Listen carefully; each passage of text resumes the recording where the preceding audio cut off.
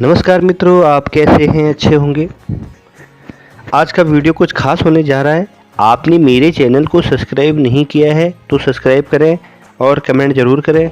शुरू करते हैं आज का ब्लॉग।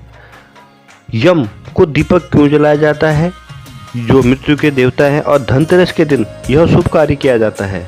क्या है यह कुछ खास कार्य और कैसे दीपक का क्या प्रचलन है, क्या यह कथा है, मैं आपके सामने सम्मुख पेश कर रहा हूँ। दीपावली के 2 दिन पूर्व धन्वंतरि त्रयोदशी के सायंकाल मिट्टी का कोरा दीपक लेते हैं, उसमें तिल का तेल डालकर नवीन रुई की बत्ती रखते हैं और फिर उसे प्रकाशित कर दक्षिण की तरफ मुंह करके मृत्यु के देवता यम को समर्पित करते हैं। तत्पश्चात इसे दरवाजे के बगल में अनाज के ढेरों पर रख देते हैं। प्रयास यह रहता है कि बत्ती रात भर जलती रहे, बुझे नहीं, क्योंकि प्रकाशित रहते ही दीपक क्या है इसका रहस्य, इस संबंध में एक रोचक कथा मैं आपको अब प्रस्तुत कर रहा हूँ। कहते हैं बहुत पहले हंसराज नामक एक प्रतापी राजा था। एक बार वह अपने मित्रों, सैनिकों और अंगरक्षकों के साथ जंगल में शिकार खेलने गया। संयोग से राजा सबसे बिछुड़कर अकेला रह गया और भटकते हुए एक अन्य राजा हेमराज के राज्य में पहुंच गया। हेमराज ने थके हारे हंसराज का भव्य स्वागत किया। उसी रात हेमराज के यहाँ पुत्र जन्म हुआ। इस खुशी के अवसर पर हेमराज ने रात की उत्सव में सम्मिलित होने के लिए आग्रह के साथ हंसराज को कुछ दिनों के लिए अपने यहाँ रोक लिया। बच्चे के 6वें दिन वह विचित्र घटना घटी। पूजा के समय देवी प्रकट हुई और बोली, आज इस शिशु की जो इतनी खुशियां मनाई जा रही हैं, वह अपने विवाह के 4थे दिन मृत्यु को प्राप्त हो जाएगा। इस भविष्यवाणी से सारे राज्य में शोक छा गया।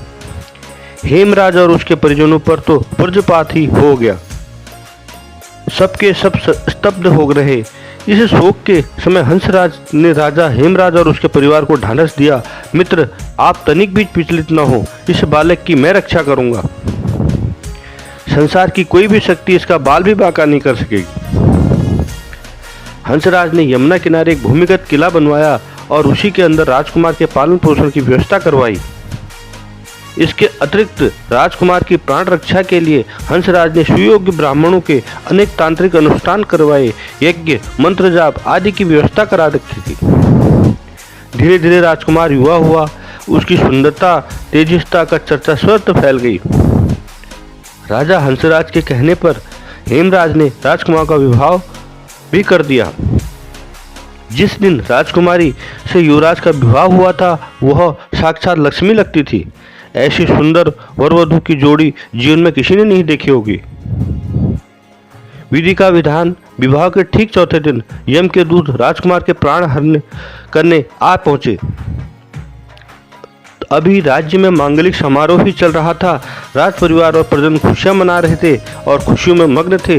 राजकुमार और उसकी राजकुमारी की छवि देखकर यमदूत भी विचलित हो उठे, किंतु राजकुमार के प्राण हरण का अप्रिय कारण उन्हें करना ही पड़ा। यमदूत जिस समय राजकुमार के प्राण लेकर चले, उसी समय हाहाकार मचा और दारुण दृश्य उपस्थित हुआ, जिससे द्रवित होकर दूत भी स्वयं रोने लगे। इस घटना के कुछ समय पश्चात एक दिन यमराज ने प्रसन्न मुद्रा में अपने दूतों से पूछा, दूतों, तुम सब अनंत काल से पृथ्वी के जीवों का प्राण हरण कर रहे हो, क्या तुम्हें कभी किसी जीव पर दया आई है? और मन में यह विचार उठा कि इसे छोड़ देना चाहिए। यम के दूत एक दूसरे का मुंह देखने लगे। यमराज ने उनके संकोच को भांपकर उन्हें उत्साहित किया, झिझको मत, अगर ऐसा प्रसंग आया तो निर्भय होकर बताओ।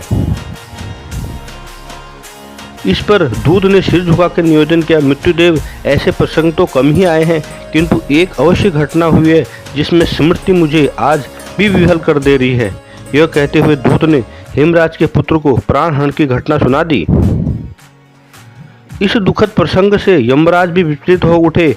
उसे लक्ष्य करते हुए दूत बोला, नाथ, क्या कोई ऐसा उपाय नहीं है कि जिससे इस प्रकार की अकाल मृत्यु के प्राणियों को छुटकारा मिल जाए? इस पर यमराज ने कहा, जीवन और मृत्यु सृष्टि का अटल नियम है तथा इसे बदला नहीं जा सकता, किंतु धनतेरस के पूरे दिन का व्रत और सुमना में स्नान कर धन्वंतरि का यम का पूजन दर्शन अकाल मृत्यु से बचाव कर सकता है। यदि यह संभव न हो तो संध्या के समय घर के प्रवेश द्वार पर यम के नाम पर एक दीपक प्रज्वलित करना चाहिए, जिससे असामयिक मृत्यु, रोग से मुक्त जीवन प्राप्त किया जा सकता है। इसके पश्चात ही धनतेरस के दिन धनवंतरी के पूजन प्रवेश द्वार पर यम दीपक प्रज्वलित करने की परंपरा है, क्योंकि यमदेव ने उनके प्राण जो है बचा लिए और उन्हें जीवन दान दे दिया। क्योंकि यमदेव, इसीलिए कहते हैं कि यमदेव प्रसन्न करने से घर में धन भंडार, खुशियों का माहौल, सुख में शांति सदैव बनी रहती है। क्योंकि यमराज भी देवताओं के देव हैं और प्राण हरने में सबसे सर्वप्रथम उन्हीं का ही नाम आता है। आप यम का दीपक जरूर जलाएं। आपको यह वीडियो कैसी लगी और यह प्रसंग कैसा लगा कमेंट माध्यम से जरूर बताएं। क्योंकि यमराज का दीप जलाने से घर में सुख शांति वैभव आती है। यह ठीक धनतेरस के पहले दिन यह कार्य करना चाहिए, क्योंकि इससे यमराज खुश होते हैं और यमुना मैया की पूजा करनी चाहिए, जिससे घर में सुख शांति वैभव आता है।